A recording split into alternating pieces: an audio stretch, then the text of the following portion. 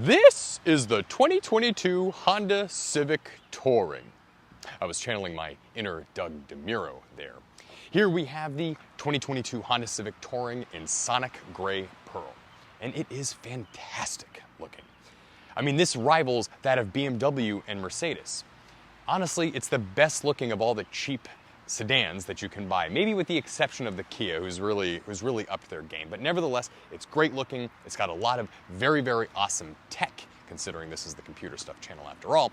So today what we're going to do, what we're going to find out, is if this Honda Civic Touring is any good, and if you should buy one yourself.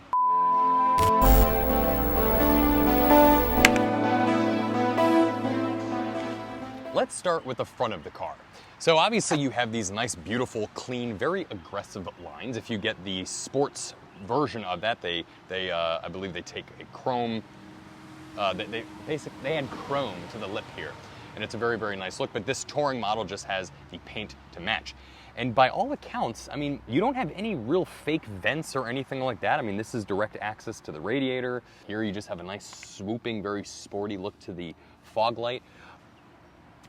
It's clean, it's modern, it's a car that will look good, honestly, for the next 10, 15 years. I actually had one of these sat next to an old 80s Civic, and it just kind of looked like a newer, updated, bigger version of that. It's nice that Honda's kind of going back to the sort of more traditional sedan design with this particular model. But anyway, you have parking sensors right here, and then you've got LED fog lights, and then you have LED low beams, but halogen high beams, which, okay, they're bright enough and they do the job.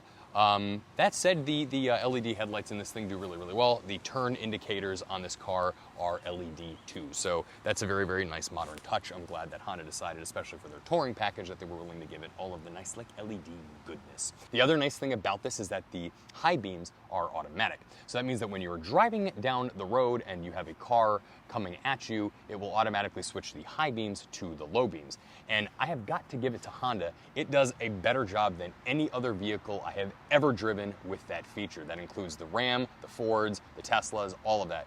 Whatever voodoo technology they are using to detect oncoming things that need to have a lower light, Honda did an exceptional job. And they also did an exceptional job with the automatic rain wiper.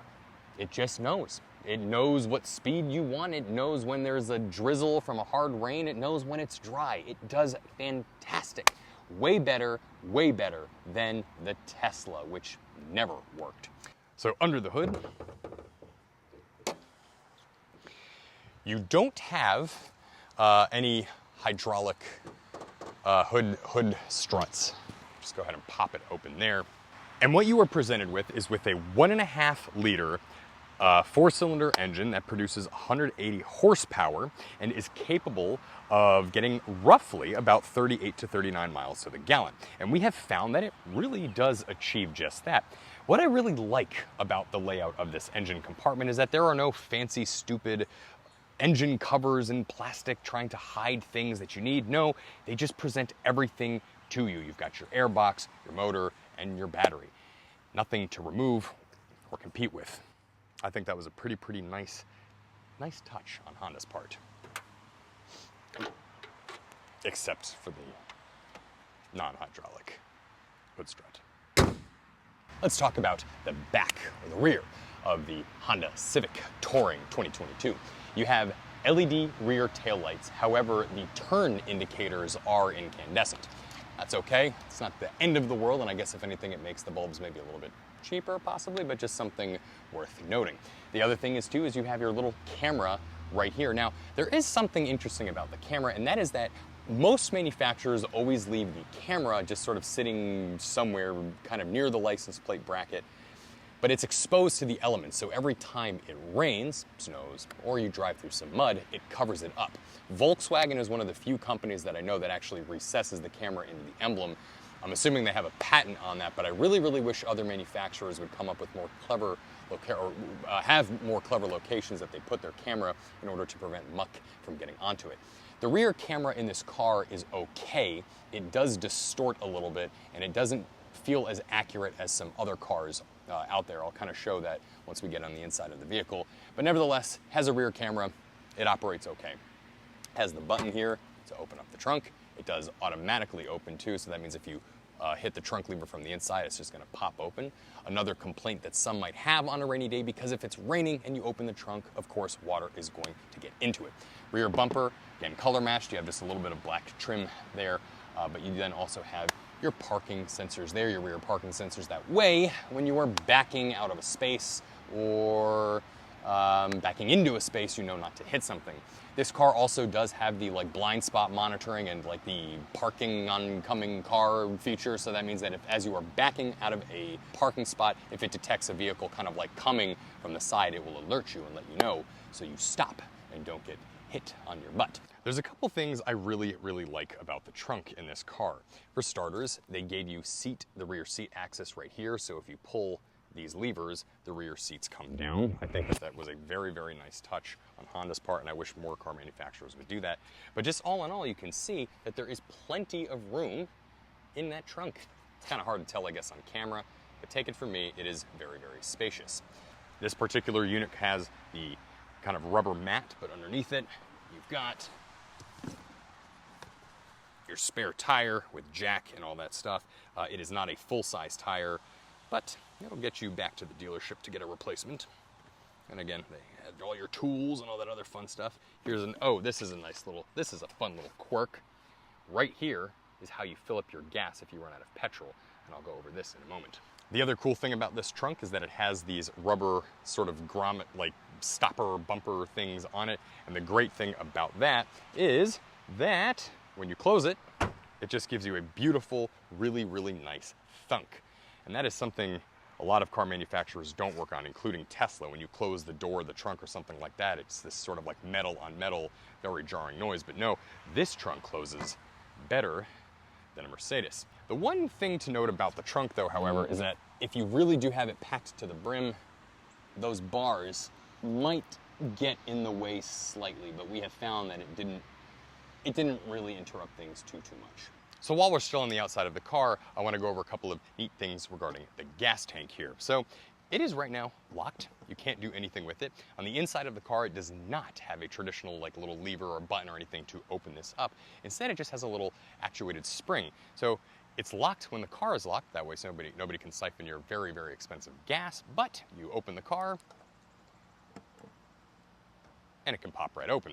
You'll notice that this is a capless gas tank filler. So that makes it great that you don't have to have some stupid little cap that you're wrestling with when you're at the actual gas station, but that does make it a little bit complicated when you're refilling the petrol on the side of the road if you break down. So that's why they include this little Shiwi looking thing. You sort of just shove that in there, and then you can fill the gas in that way. I actually really like that. It's a cool feature, and I think more manufacturers should start erring to the side of the capless gas tank. But anyway, that's how you fill it up. While we're still on the outside of the vehicle, let's go ahead and finish up the side profile. Here we have, of course, 4 doors because it is a sedan or a saloon in other parts of the world. You have your little GPS antenna up here, and then, of course, your standard non-panoramic sunroof at the top. That does open. Now, a lot of people really like the panoramic roofs. Of course, they're very nice. They make the car feel very spacious. But of course, they're incredibly expensive to fix, and they break often with rock chips and things like that. So I think Honda decided to kind of keep this on the more minimalistic side for the Honda Civic. That way, your bill, when it goes out of when it breaks inevitably, that way your bill is a little less pricey in the long run. But you just have these nice, beautiful, clean lines. You do have the black rubber gasket right here for the windows, but they give you some nice chrome trim along the top. And then you just have these giant mirrors here, which they do fold in, not automatically. You have to do that manually. You have a turn indicator on the outside there. Let me see if I can go ahead and show. Oh, that worked right there. See the little light pop up. It really is a huge mirror, but it is just a very, very clean, good, crisp look. You have these beautiful wheels. I mean, hell, those look better than the damn Tesla wheels, at least some of them. Another nice feature of the outside of the car are that the windshield wipers are sort of semi-recessed into the frame of the car, and of course they don't have the windshield washer fluid little knoblets on here. They have them built into the wipers themselves, which I really, really like. Now, before we get into the car, I might as well talk about the key for a second here. So this is what the Honda Civic key looks like. It's nice, it's trim, it's slim, it just sort of slips into your pocket. If you hit this button here, it will come out. You have a physical key that you can access things with. But ultimately, all you have to do is keep this in your pocket and you're good to go. That said, you've got a way to open up the trunk, unlock the doors, obviously, a panic button, and then, of course, the remote start.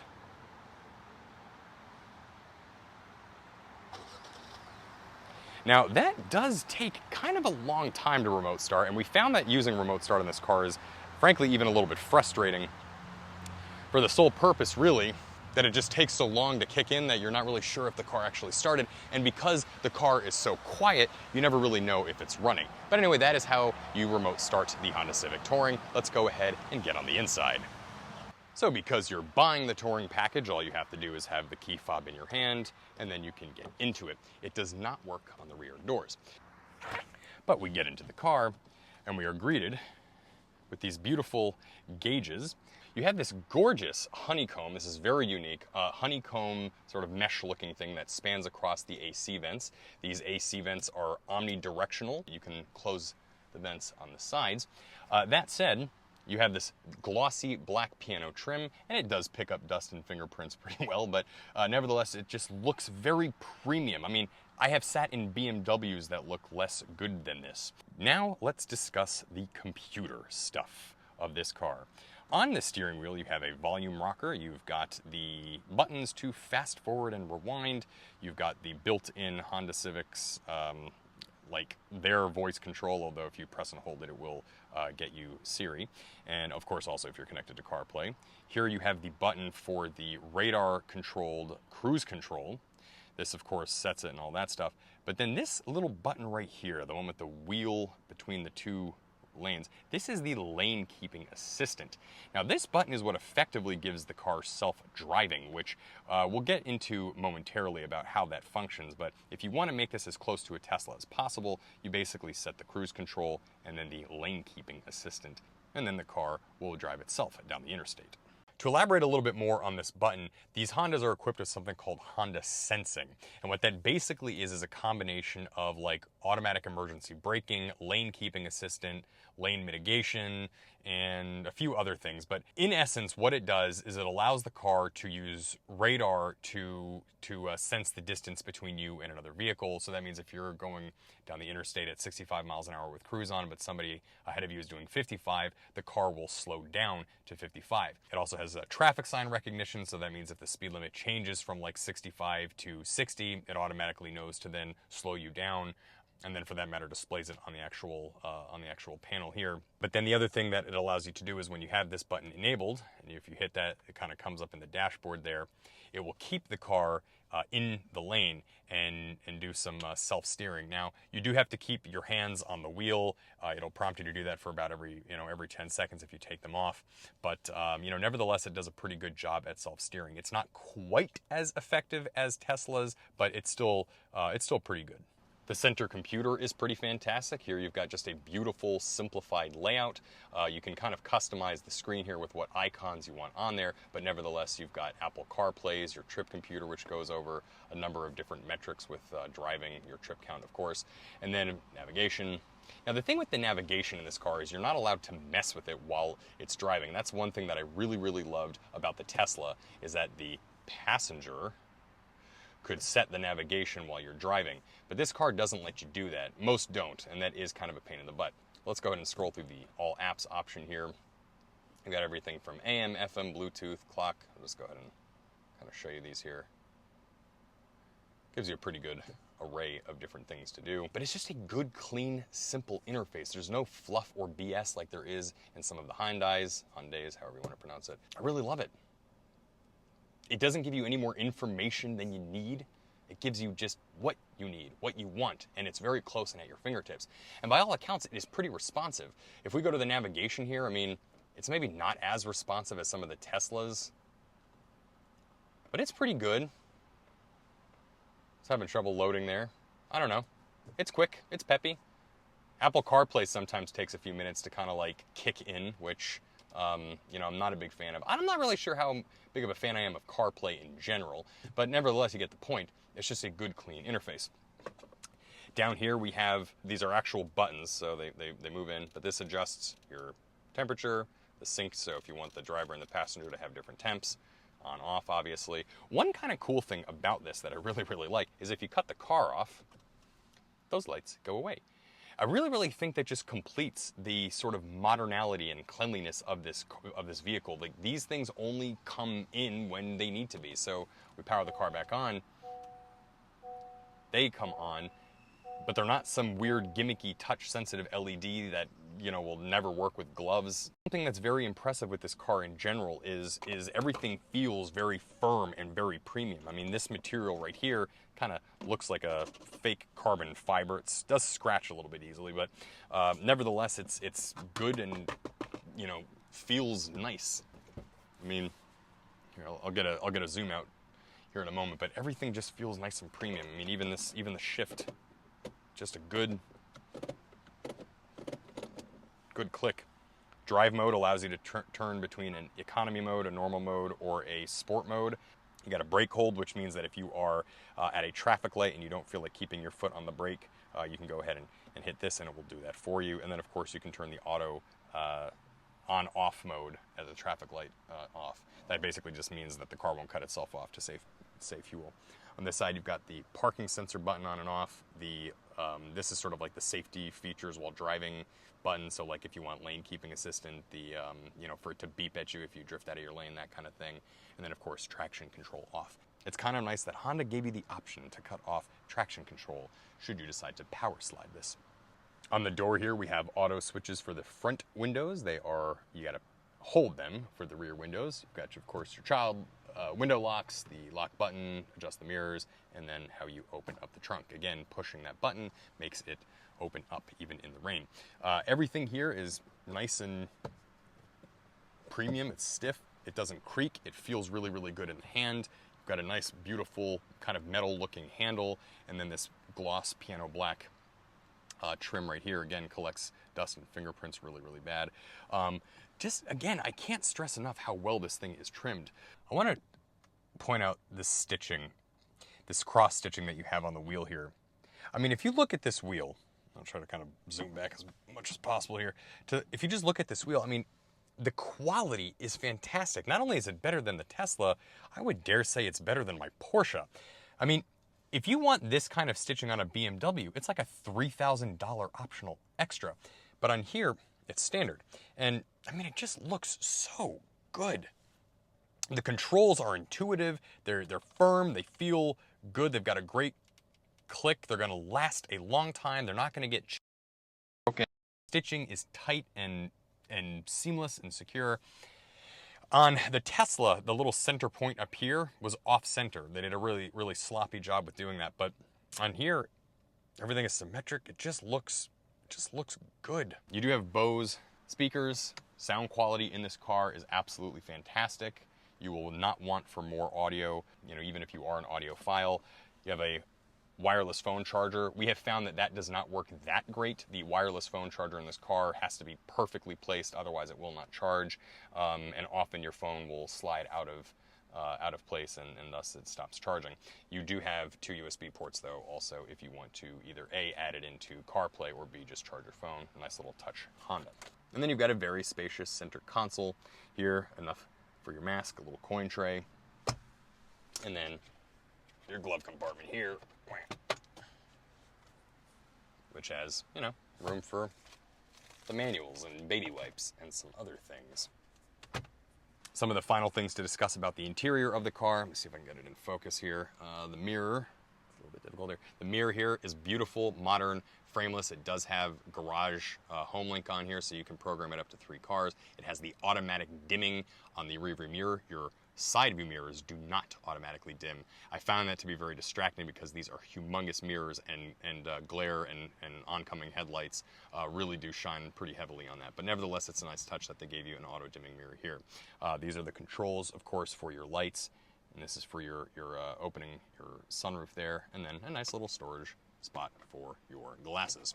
One interior complaint I do have with this car is the headrest. So, and this happens on the driver's side as well, you'll notice that there is quite a bit of play in this headrest. You can maybe even hear it. You feel that when you're going down the road. If your head is rested on here, I mean, it just kind of feels sort of bumpy and shaky. It can make it a little bit disturbing and disruptive and not as pleasant. Another fun feature I like about this car is that when you're done and walking away from it, it automatically locks itself. It's kind of a nice touch. You don't have to worry about locking the door or hitting the key. And in case you're curious about the legroom in a 2022 Honda Civic Touring, even with my driver position, this is the legroom that I have. You have two little USB ports right here in the center console to charge your phone if you are a passenger. All in all, it is a very, very pleasant backseat to be in. You've got an LED light right here, nice and bright. I mean, zero complaints. You know, the seats in the Honda Civic Touring, they do not move forward. They don't have memory seats. So, like, in other words, when you get in and out of the car, each driver is going to have to, you know, set the seat for their own position. And it also doesn't have that, like, courtesy thing where it sort of, like, backs up, making it a little bit easier for you to exit out of the driver's seat. But that really doesn't matter. I mean, there's just plenty of room back here. You've got a cup holder built into the armrest. You could fit 3 people back here with very little problem. And in case you're curious of what a Honda Civic horn sounds like, decent. One little fun touch is that when you turn on the car, it gives you a gauge sweep, even though it doesn't have any actual gauges. Don't really understand that. For that matter, when you turn the car off, it gives you this nice little Honda logo there in the center. But let's go ahead and turn the car on really quick. It does have paddle shifters on the steering wheel as well, which is kind of nice. Let me go ahead and just kind of blast through the menu here really quick. So if you scroll up and down with this one, it adjusts the right display. There are plenty of options that I'm not going to bother going through on here because, I mean, we'll be here for hours. But you've got everything from a, you know, are you being alert thing, what doors you have open, the trips, customized display, safety reports, oil life. You got everything here. Now the left one isn't quite as customizable. What it basically shows you is what is playing on either like the radio, your Apple CarPlay, or something like that. I can't demonstrate that because I am using my iPhone to record this footage, so it'll cut off the recording. But nevertheless, the screen itself is just really clean. One cool thing is that you can kind of customize, I think, even like the look of it, the gauge design. Here you've got like round, which is what we had. We have bars. So that actually puts like the speed and all that stuff on the edges. Round minimal. I don't know. It's just neat. They give you a lot to play with. But you know what? Enough talking about the car. Let's go ahead and drive this thing. I really like how it turns from white to red. Just a nice little touch. The first thing that you will notice about the Honda Civic 22 Touring is that it is exceptionally smooth. Exceptionally. I have been in cars with air suspension that have a rougher ride than this machine. In fact, I will go so far as to say that there is no smoother car on the market that you can buy right now. We tested everything from the Jettas to the Kias, the Hyundais to the everything before we ended up landing on this vehicle. And it is just like ice skating through butter. And it's pretty quiet too on the back country roads. I'll get into the road noise problem in a moment when you're on the highway. But as far as when you're just driving around town, it's quiet, it's comfortable, it's cool, it's relaxed. You've got heated seats. You've got all the modern luxuries that you could ask for. It has a CVT engine, so it just sort of revs to place. But then once you reach your desired speed, she just kind of hums, and all you can hear are the tires. So when you are driving down the interstate at about 60 miles per hour or greater, this car does make a shit ton of noise. And it is a little bit of a problem.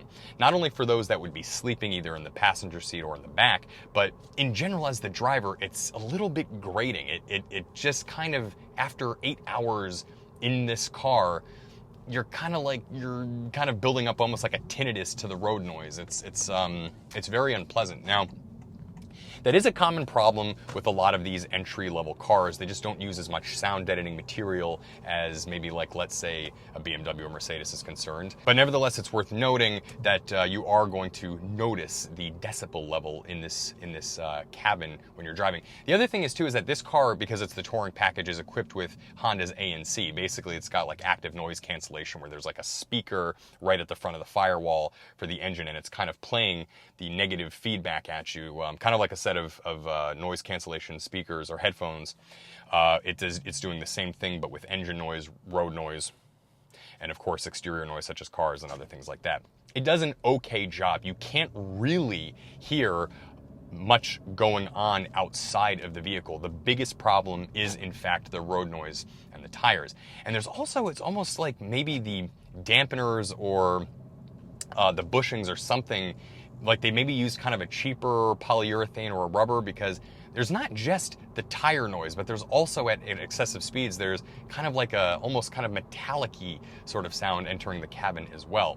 And I really, really don't like that.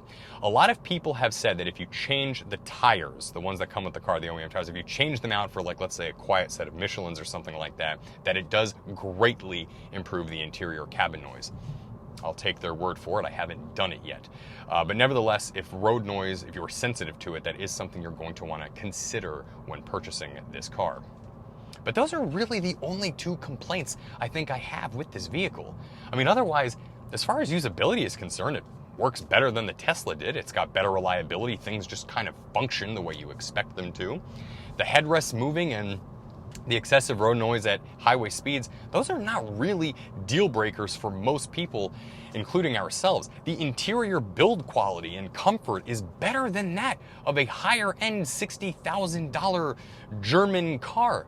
And say what you will about Toyota's reliability, but Honda has it too. But you just, I don't know. This is fantastic. It is a great little machine. This one's named Kaylee, by the way, after the mechanic on the Firefly. If I was recommending a car for not just your average commuter, but sort of almost like a hybrid luxury sedan for your wife, your grandma, your friends, your whatever, I mean, unless you want to start spending up to $60,000, $70,000 for something really more premium like an S-Class or a 7 Series BMW, something along those lines, I don't know why you would get anything other than this. Now, obviously, if you want true self-driving, you've got to go to something like, let's say, the Tesla, if they ever release that kind of thing. But I mean, and if the Civic isn't premium enough for you, then you can go up to the Accord, which has even greater luxuries and self-driving capabilities and all that stuff. I mean, I'm very, very impressed. We spent $34,000 for this car, brand new, no miles on it, never driven. But that was, of course, with dealer upcharges and gimmicks and processing fees and all that stuff. Basically, all these dealers are adding on more costs because you can't find these things. And that's true, it is a problem. Finding these cars are hard. But they added on some of these costs because of supply chain issues. Anyway, point is we spent about $34,000 on this vehicle, and we don't feel ripped off at all. I mean, the seats on this, they don't really have that great of lumbar support, but they are electric. They're also electric on the passenger side, and they don't have maybe like the 18, point customizability of like a Porsche 911, but, they go up, down, they recline, they move, they groove. They're cool.